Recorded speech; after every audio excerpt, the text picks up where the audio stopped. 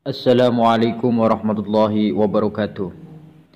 Mari kita lanjutkan pembelajaran kita. Kali ini kita akan belajar mata pelajaran Akidah Akhlak kelas 8. Pokok bahasanya adalah Al-Quran dan keistimewaannya. Setelah menyelesaikan pembelajaran ini, diharapkan peserta didik dapat memahami sejarah diturunkannya Al-Quran. Peserta didik dapat menjelaskan pengertian Al-Quran. Peserta didik dapat menunjukkan bukti tentang kebenaran Al-Quran. Peserta didik dapat menyebutkan isi pokok kandungan Al-Quran. Dan yang terakhir, yaitu peserta didik dapat mengidentifikasi keistimewaan Al-Quran. Kita awali belajar kita dengan mengucapkan basmalah bersama Bismillahirrahmanirrahim. Yang pertama akan kita pelajari yaitu terkait sejarah diturunkannya Al-Quran. Al-Quran diturunkan Allah Subhanahu wa taala kepada Nabi Muhammad SAW dalam jangka waktu kurang lebih 23 tahun melalui perantara malaikat Jibril secara berangsur-angsur.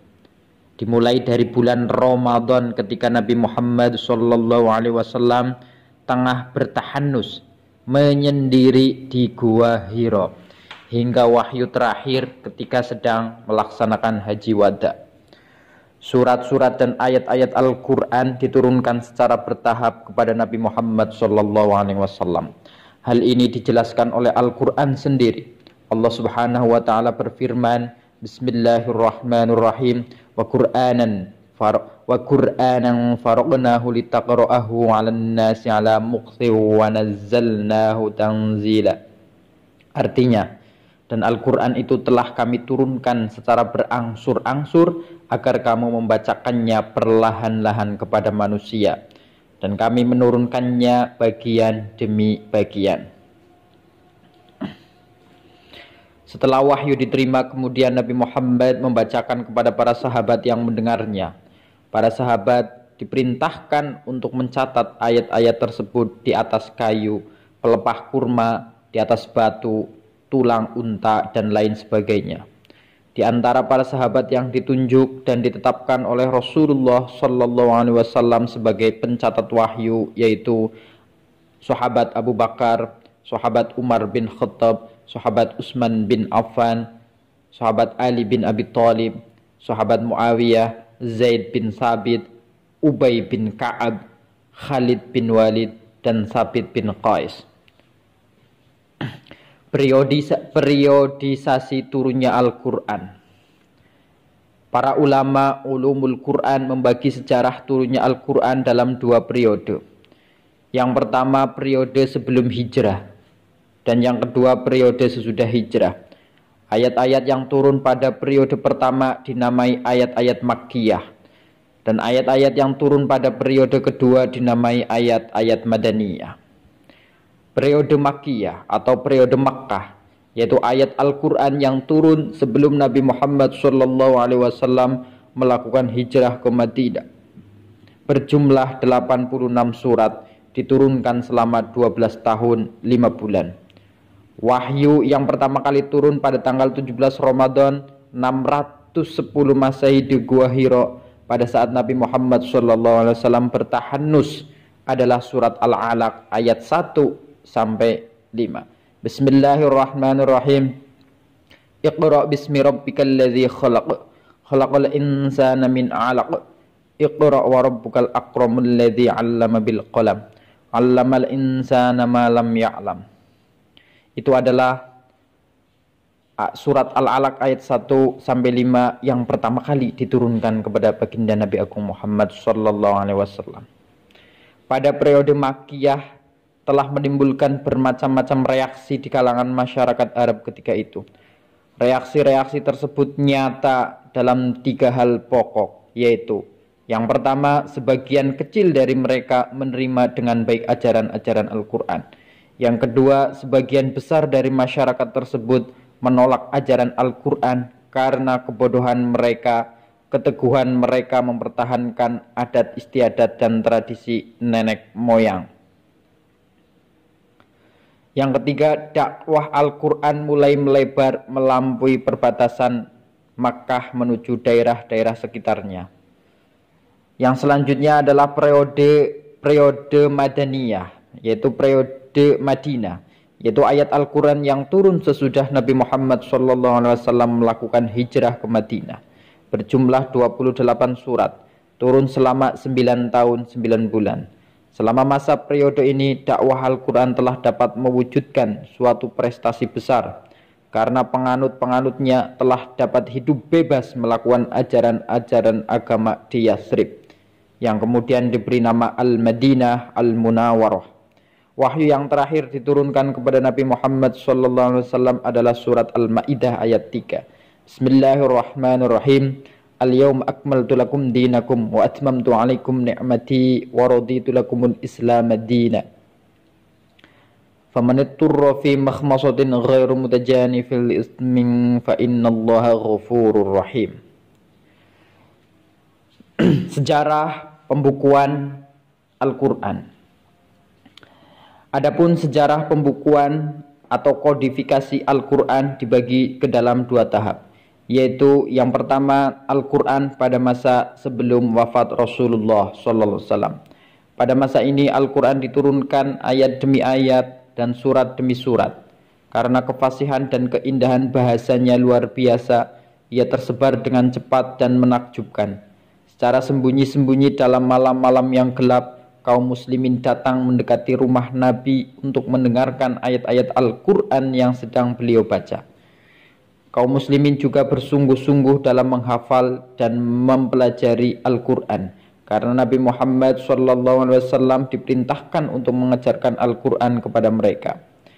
Setelah Nabi Muhammad SAW ke Madinah dan urusan kaum muslimin menjadi teratur, beliau memerintahkan kepada sekelompok sahabatnya untuk memperhatikan keadaan Al-Quran, mengajarkan, mempelajari, dan menyebarkannya. Wahyu itu dicatat hari demi hari sehingga tidak musnah, dan mereka dibebaskan dari wajib militer seperti ditegaskan dalam Al-Quran surat ke-9 ayat 122.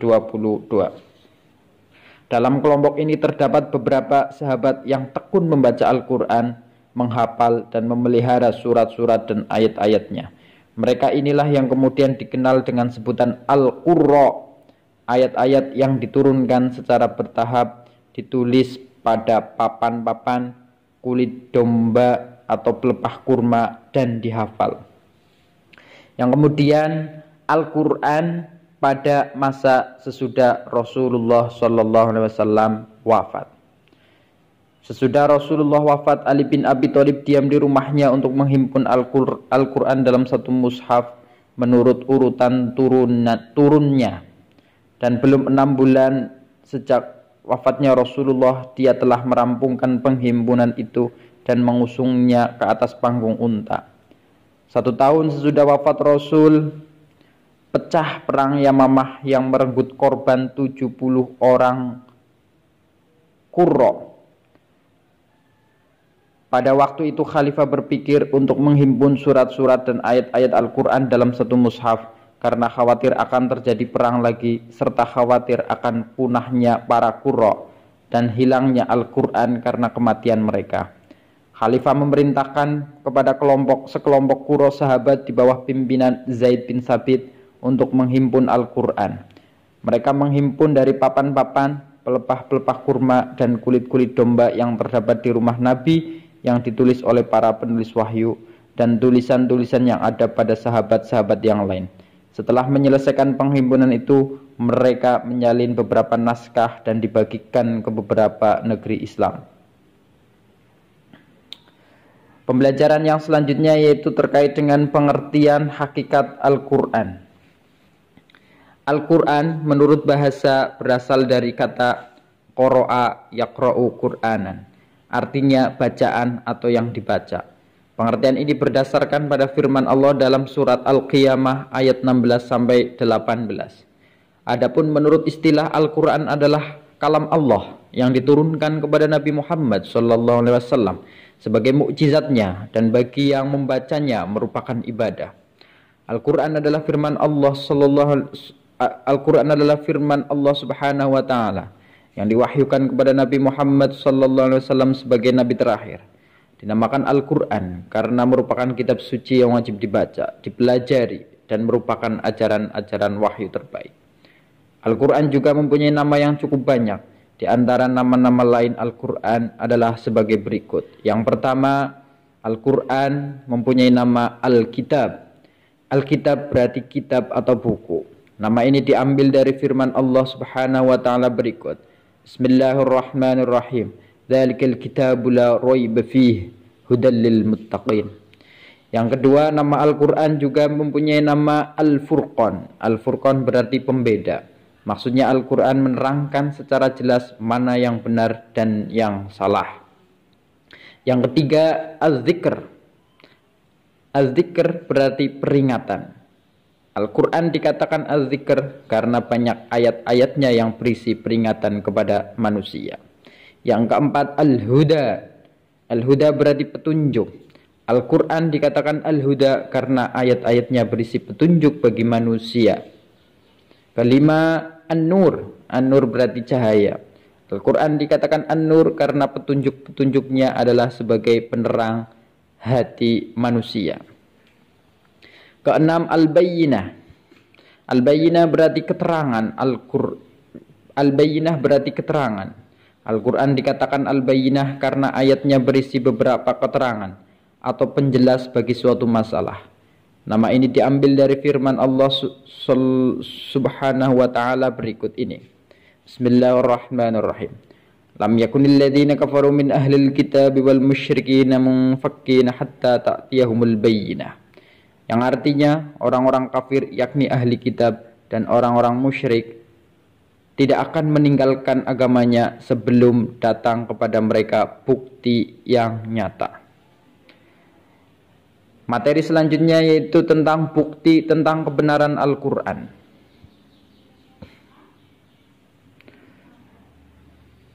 Dalam Al-Quran surat Al-Ma'idah ayat 48, dalam ayat tersebut menunjukkan adanya bukti kebenaran Al-Quran yang dikemukakan dalam tantangan yang sifatnya bertahap.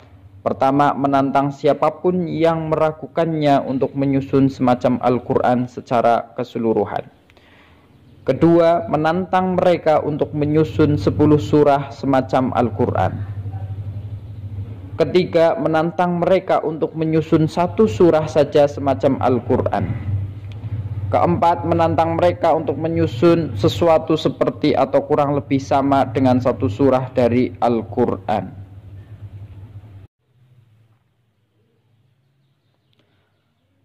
Pada masa pemerintahan Abu Bakar As-Siddiq, muncul beberapa orang murtad dan mengaku sebagai nabi.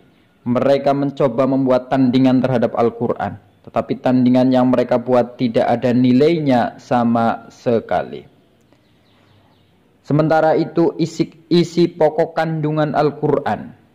Isi pokok kandungan Al-Quran meliputi yang pertama masalah akidah, yakni mengajarkan kepercayaan kepada Allah Subhanahu wa taala, malaikat-malaikat, kitab-kitab, rasul-rasul, hari akhir, dan takdir. Keenam perkara ini disebut rukun iman.